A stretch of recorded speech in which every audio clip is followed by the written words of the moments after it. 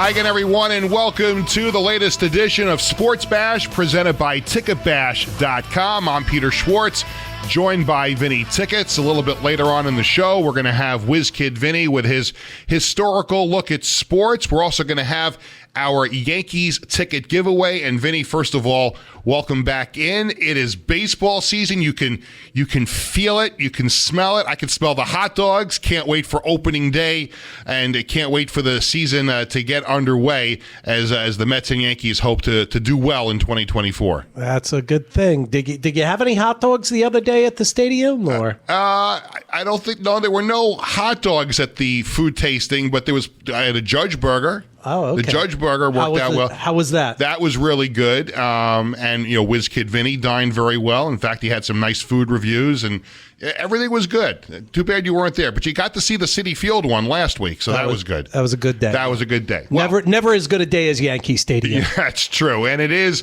We are set for the start of the 2024 baseball season. We looked at the Mets a little bit more last week. This week, a time to look at the New York Yankees. And joining us on the program, we haven't had too many Hall of Famers on the show since we started, but she is a member of now the Radio Hall of Fame and a longtime member of the Yankees broadcast team, calling games with John Sterling on the WFAN Yankees Radio Network. Want to welcome in Suzyn Waldman. Suzyn, it's Peter and Vinny. How are you? Well, I'm great. Welcome to Houston, Texas, the New York Yankees' personal house of horrors. Yes, and we don't have to go down that long road. Hope that if that road ends in October again back in Houston, hopefully it's a different result. But you are around this team all of spring training, Suzyn, and so many different people have different reactions as to what the Yankees did in the offseason, what they did in spring training. You were with them the whole spring. How do you feel about this team as the season gets ready to get underway? Oh, boy. Well, I think that Gerrit Cole is a tremendous loss. Mm-hmm. Tremendous. And that we'll save the hitting for a minute because that's fine. Even if Gerrit Cole is perfectly healthy, to me, they're a little short. Mm-hmm. With the starters, because what you have are people that don't get deep in games except for Gerrit. And I think what people have forgotten is that it's not only what Gerrit does, it's that he does it every fifth day, and he is the one guy where the bullpen can kind of relax till the seventh or eighth inning. You don't have to worry about being in the fifth. That's a tremendous loss. And he is here in Houston, and I'm really glad because he's very important to this team. I think Carlos Rodon, we have no clue. Absolutely no clue what we're going to get out of him. Nestor Cortes, he's done very well. You'll always have to put in the back of your mind that he does get injured, but he's been raring to go all spring, and his results have been really good. Clark Schmidt looks like he has, it's nice, but these guys don't go long. Only Gerrit goes long. And you've got some of the kids that will be here before. But the pitching is what worries me more than the hitting, because my guess is they're going to start to pummel people. But you can't win the World Series like that. Yeah, I think we all agree that pitching is such a key in baseball. And when it comes to the second half of the game or the last three innings of the game, how do you think we fare up in that regard?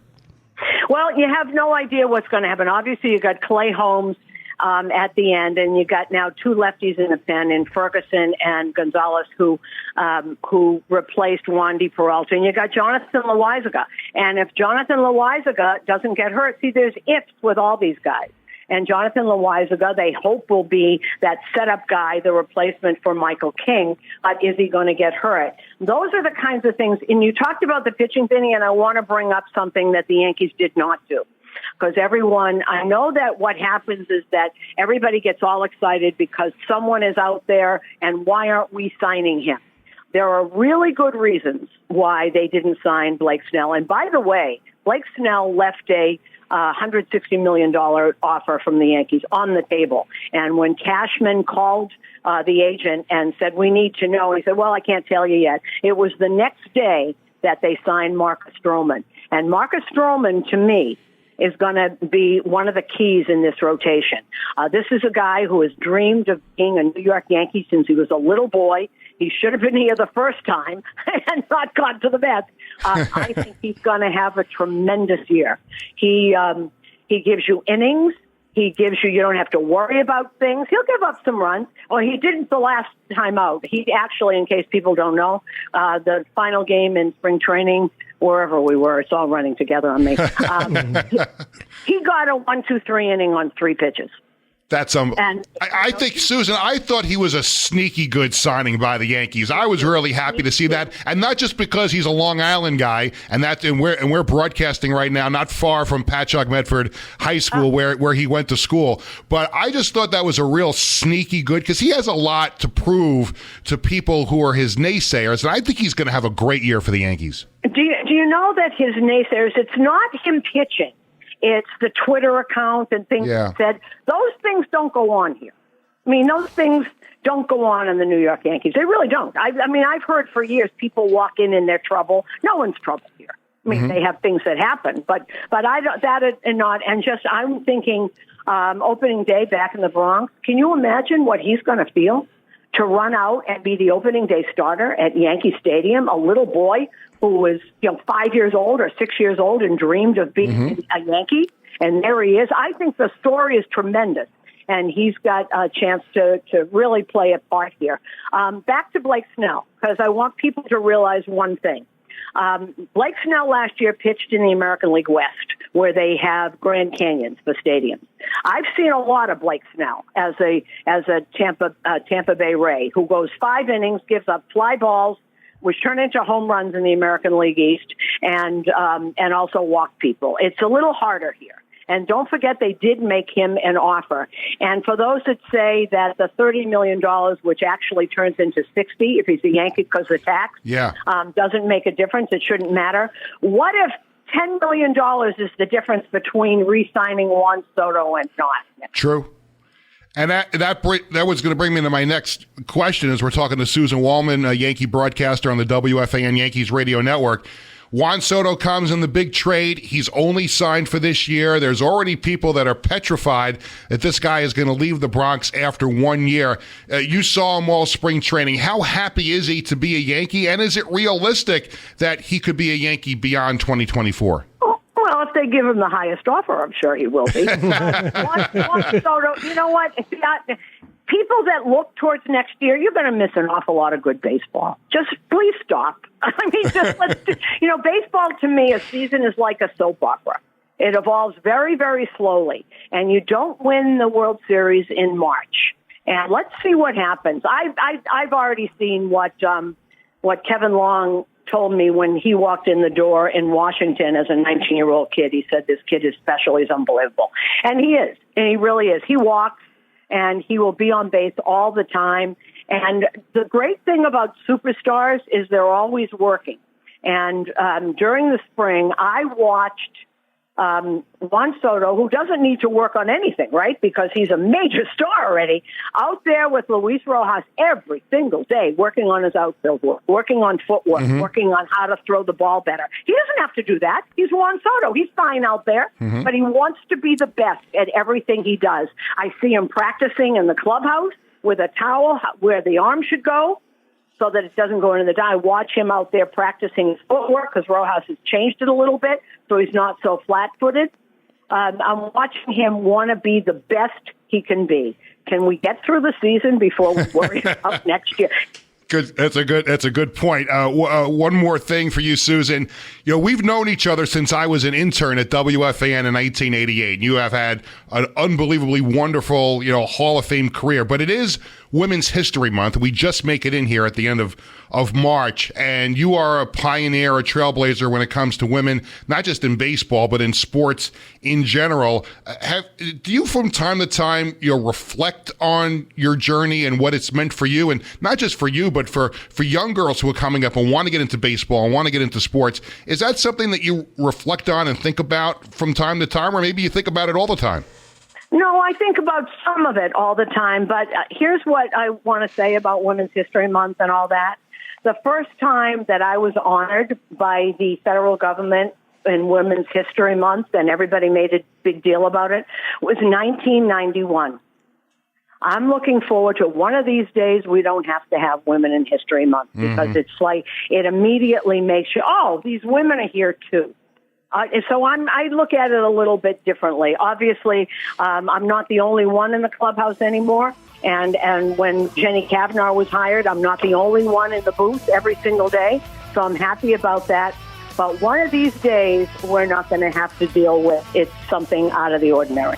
Suzyn, it was an honor, privilege, whatever you want to say. That's what it was to have you on the show this week. Thank you, and I'll see you in the Bronx this coming season. In the stadium. Thanks so much, guys. Thank you, Suzyn. Suzyn Waldman, longtime Yankee broadcaster on WFAN. She goes back to being a reporter for Yes Network. She's covered the Yankees for WFAN, long history with the Bombers. Does a great job. She is phenomenal. Very knowledgeable. With John Sterling. Knows the game inside and out. Great listen for Yankee fans for many, many years. So when we come back, more as we get you ready for the baseball season. WizKid Vinny has his segment. We've got Yankee tickets to give away, some ticket topics to go over. It's all coming up when we come back here on Sports Bash, presented by TicketBash.com.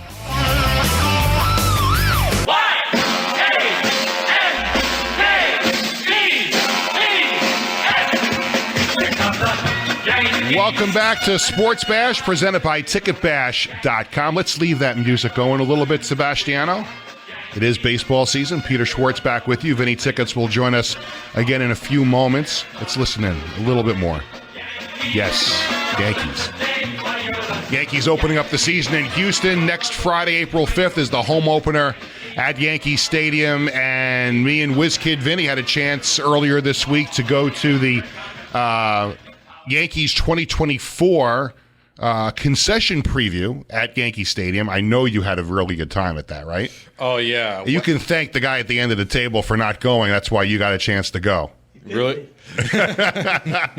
But we had a blast, and we were driving to Yankee Stadium, and you brought up, we were talking about Hall of Fame stuff and Yankee Monument Park and everything, and you brought up a player that never dawned on me that maybe should be a candidate to have something in Monument Park.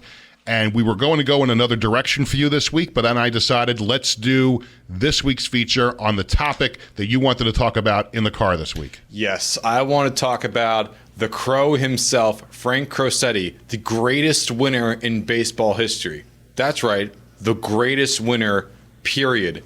In his entire career in baseball, both as a player and as a coach, 17 World Series wins. That's right, 17 and 23 appearances in the Fall Classic. And it's combined player and coach, and that's a lot of rings. Listen, you can win championships as a player, but I think it's just almost as important to win them as a coach because you're still a valuable member of the team. And he played on some great Yankee teams. He coached on some great Yankee teams. And I didn't think about it. And you actually brought it up to Michael Margolis from the Yankees media relations department. And you got him thinking about it too. So I'll tell you what, the next time I'm out, or maybe it's opening day, whatever, I'm going to get to that Yankee Museum and I'm going to check out what they have from Frank Crosetti. What else about his career stands out to you that would make him a candidate to be honored in Monument Park? Well, he also grew up in the same area in Northern California that Joe DiMaggio and his family grew up. And a part of those Yankees teams in the 30s, he also led the AL and on base percentage twice. He also was the person who was an all-star twice, a stolen base leader, and also, granted, was he the biggest aspect? No, he was more a weaker link. However, he was a fan favorite, and he also was a shortstop that wore number 2 for them. I know that sounds pretty familiar. I can't think of it. Was there another guy that wore 2? Yankee? Yeah. Maybe he's in Monument Park too. Oh yeah, Derek Jeter. Yeah, but you could make a serious argument, as phenomenal as Derek Jeter was, and there's no debate over it. Crosetti was a part of the Yankees for an even longer time, and Phil Rizzuto eventually became the starting shortstop. But once he retired as a player, he became a third base coach, and for 20 years, he was considered the very best third base coach in the majors.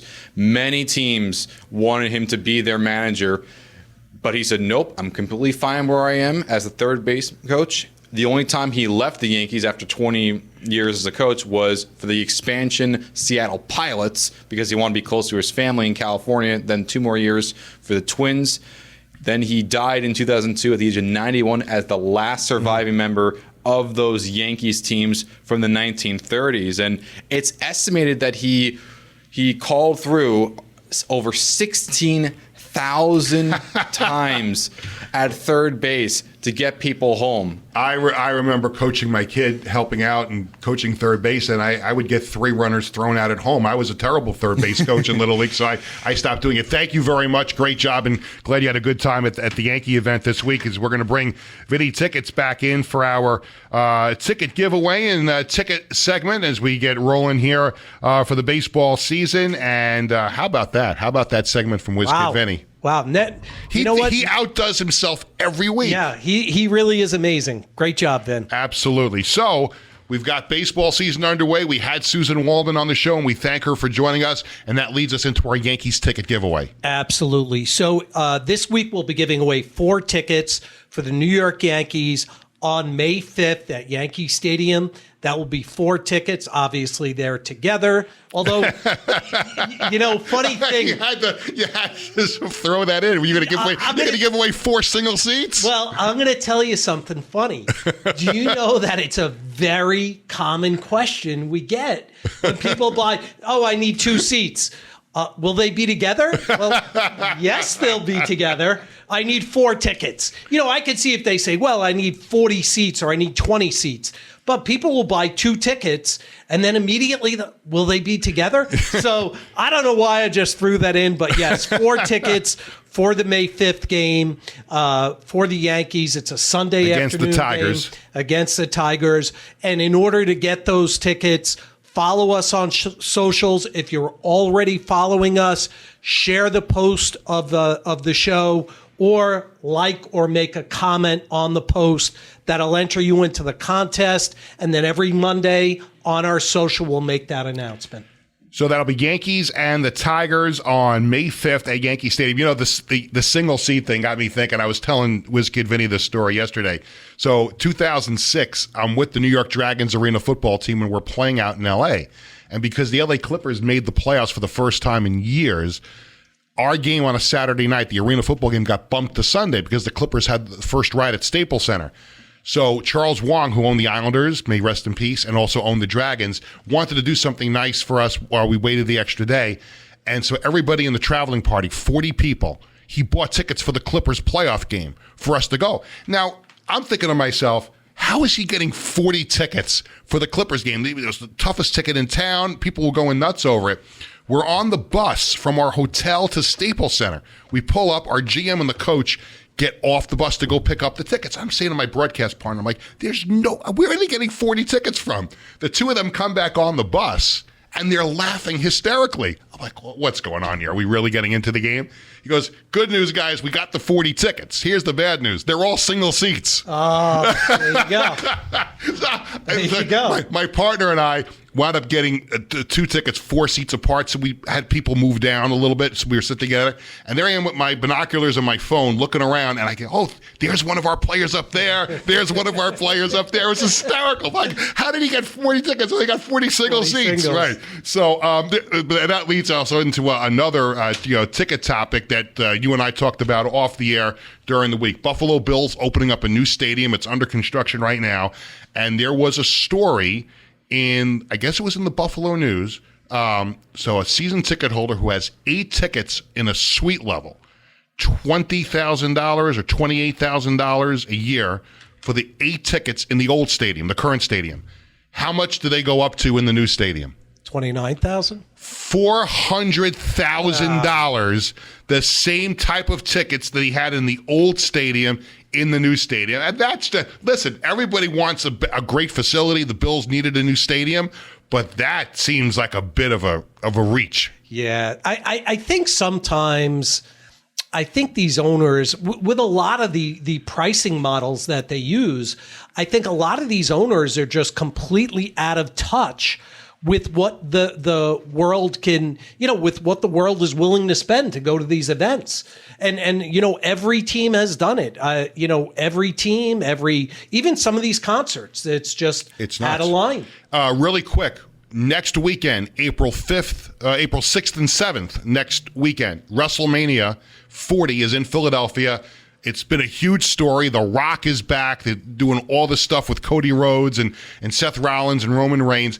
and there's going to be matches involving those guys both nights. How tough of a ticket has that been in Philadelphia? Well, people always use the term, I know it's really hard to get. No.